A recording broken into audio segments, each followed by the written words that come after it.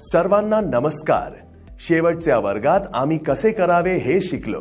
सुरक्षा चिन्हाच्या 4 मूलभूत श्रेणी आणि अर्थ ओळखा। 2. रस्ता सुरक्षा चिन्हाचा अर्थ वाचा आणि रेकॉर्ड करा। 3. कृत्रिम श्वसन प्राप्त करण्यासाठी पीडितेला तयार करा। 4. नेल्सनच्या आर्म लिफ्ट बॅक प्रेशर पद्धतीने पीडितेचे पुनर्वसन कसे करावे याच अनुषंगाने या व्हिडिओमध्ये आपण जाणून घेणार आहोत। 1. शेफरच्या पद्धतीने तोंडातून तोंडाने वागण्याच्या पद्धतीद्वारे पीडितेचे पुनर्वसन करा। 2. माउथ टू नोज पद्धतीने पीडितेचे पुनर्वसन करा। 3. कार्डियक अरेस्ट CPR कार्डिओपल्मनरी असलेल्या पीडितेचे पुनर्वसन करा। 4. पीडितांना थांबविण्यासाठी किंवा रक्तस्राव करण्यासाठी उपचार करा। टास्क 1. शेफरच्या पद्धतीद्वारे पीडितेचे पुनर्वसन करा। पीडितेच्या छातीवर आणि पोटावर जखम झाल्यास ही पद्धत वापरू नका। स्टेप 1. पीडितेला पोटावर झोपवा। एक हात सरळ पुढे परसा, दुसरा हात कोपरावर वाकून चेहरा बाजूला वळवून हातावर किंवा हातावर विश्रांती द्या। स्टेप 2. पीडित व्यक्तीला गुडघे टेकवा, जेणेकरून त्याची मांडी तुमच्या गुडघ्यांच्या मध्ये असेल आणि तुमची बोटे आणि अंगठा असेल। स्टेप 3. हात सरळ धरून हळूहळू पुढे सरकवा, जेणेकरून आपल्या शरीराचा वजन हळूहळू पीडितेच्या खालच्या बरगड्यांवर आणले जाईल, जेणेकरून पीडितेच्या फुफ्फुसातून हवा बाहेर पडू शकेल। स्टेप 4. 2 सेकंदानंतर पुन्हा पुढे फिरा आणि आठवड्यातून 12 ते 15 वेळा सायकल पुन्हा करा। स्टेप 5. जोपर्यंत पीडित व्यक्ती नैसर्गिकरित्या श्वास घेण्यास सुरुवात करत नाही तोपर्यंत कृत्रिम श्वसन सुरू ठेवा। टास्क 2. पीडितेला माउथ टू माउथ पुनर्जीवित करणे।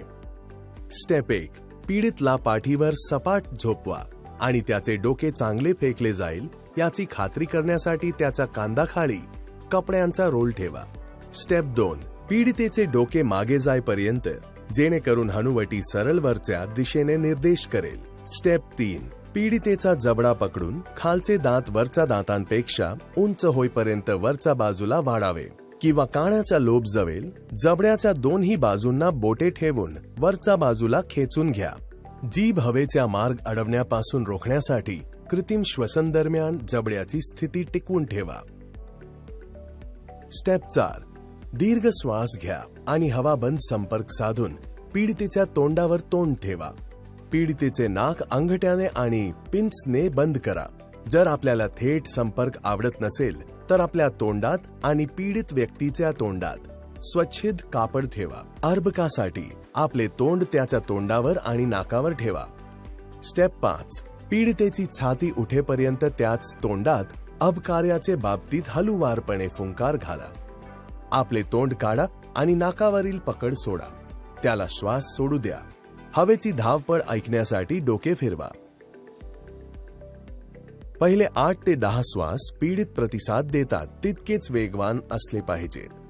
त्यानंतर दर 1 मिनिटात सुमारे 12 वेळा, अर्भकासाठी 20 वेळा कमी केला पाहिजे। जर हवा उडवता येत नसेल तर पीडितेच्या डोक्याची आणि जबड्याची स्थिती तपासा आणि अडथळ्यांसाठी तोंड पुन्हा तपासा। नंतर पुन्हा अधिक जोराने प्रयत्न करा। जर छाती अजूनही उठत नसेल तर अडथळे दूर करण्यासाठी पीडितेचा चेहरा खाली वळवा आणि त्याच्या पाठीवर जोरदार वार मारा। कधीकधी पोटात सूज असल्याने हवा पीडिताच्या पोटात प्रवेश करते। श्वासोच्छवासाच्या कालावधीत पोट हळूवारपणे दाबून हवा काढून टाका। टास्क 3. माउथ टू नोज पद्धतीने पीडितेचे पुनर्वसन करणे। जेव्हा पीडित व्यक्तीचे तोंड उघडणार नाही किंवा अडथळा असेल तेव्हा आपण साफ करू शकत नाही तेव्हा ही पद्धत वापरा। स्टेप 1. पीडितेचे होठ गट बंद ठेवण्यासाठी एका हाताच्या बोटांचा वापर करा। आपले होठ पीडिताच्या नाकपुडी भोवती बंद करा आणि त्याच्यामध्ये श्वास द्या। पीडितेची छाती वाढत आहे की खाली पडत आहे हे तपासा। स्टेप 2. पीडित प्रतिसाद देईपर्यंत प्रति मिनिट 10 ते 15 वेळा या व्यायामाची पुनरावृत्ती करा। स्टेप 3. डॉक्टर येईपर्यंत हा व्यायाम सुरू ठेवा। टास्क 4 कार्डियक अरेस्ट CPR कार्डिओपल्मनरी असलेल्या पीडितेचे पुनर्वसन करा। स्टेप 1 पीडितेला हृदयविकाराचा झटका आला आहे की नाही हे त्वरित तपासा। ओठांचा भोवतालचा निळा रंग आणि डोळ्यांचा विस्तीर्ण पसरलेला पुतळा यावरून कार्डियक अरेस्ट ओळखता येतो। स्टेप 2 पीडितेला त्याच्या पाठीवर भक्कम पृष्ठभागावर झोपवा। स्टेप 3 छातीकडे तोंड करून गुडघे टेकून स्तनांच्या हाडांच्या खालचा भाग शोधा। स्टेप 4 एका हाताचा तळहात ब्रेस्ट बोनच्या खालच्या भागाच्या मध्यभागी ठेवा आणि आपली बोटे बरगड्यांपासून दूर ठेवा। दुसऱ्या हाताने तळहात झाकून द्या आणि आपली बोटे एकत्र बंद करा। स्टेप 5 हात सरळ ठेवून ब्रेस्ट बोनच्या खालच्या भागावर जोरात दाबून ठेवा। त्यानंतर दाब सोडा। कमीत कमी एकदा प्रति सेकंड या दराने 15 वेळा चरणाची पुनरावृत्ती करा। स्टेप 6 कार्डियक पल्स तपासा। स्टेप 7 पीडितेच्या तोंडात परत जा आणि 2 श्वास द्या। माउथ टू माउथ पुनर्जीवन। स्टेप 8 हृदयाने आणखी 15 कंप्रेशन सुरू ठेवा आणि त्यानंतर तोंडातून तोंडाला पुन्हा 2 श्वास द्या। इत्यादी वारंवार अंतराने नाडी तपासा। स्टेप 9 हृदयाचे टोके परत येताच ताबडतोब कंप्रेशन थांबवा, परंतु नैसर्गिक श्वासोश्वास पूर्णपणे पूर्ववत होईपर्यंत माउथ टू माउथ पुनर्जीवन सुरू ठेवा। स्टेप 10 पीडितेला रिकव्हरी पोझिशन मध्ये ठेवा, त्याला उबदार ठेवा आणि त्वरित वैद्यकीय मदत द्या। स्टेप 11 ताबडतोब डॉक्टरकडे पाठवा। स्टेप 12 पीडितेला ब्लँकेटने उबदार ठेवा, गरम पाण्याच्या बाटल्या किंवा उबदार विटांनी गुंडाळून ठेवा। हात आणि पायाच्या आतील भागाला हृदयाच्या दिशेने स्पर्श करून रक्त भिसरणास उत्तेजन द्या। टास्क 5 रक्तस्राव रोखण्यासाठी उपचार करा। स्टेप 1 रक्तस्राव वाहण्याचे ठिकाण निश्चित करा।